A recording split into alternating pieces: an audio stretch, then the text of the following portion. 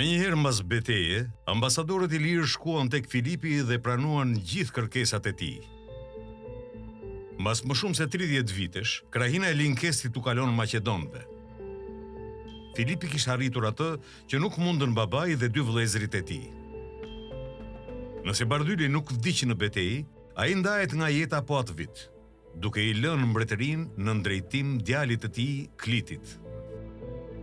Një pjesë e Ilirisë fragmentohet. Rajoni është i hapur për Filipin e ri dhe energjik. Po atë vit ai martohet me Epirioten Olimpia, princesh e Molosëve. Ky bashkim do të cilte në jetë figurën legjendare që do të bashkonte mbretëritë. Do të shemte perandori dhe do të vendoste standardin me të cilin do të mateshin të mëdhenjt e historisë.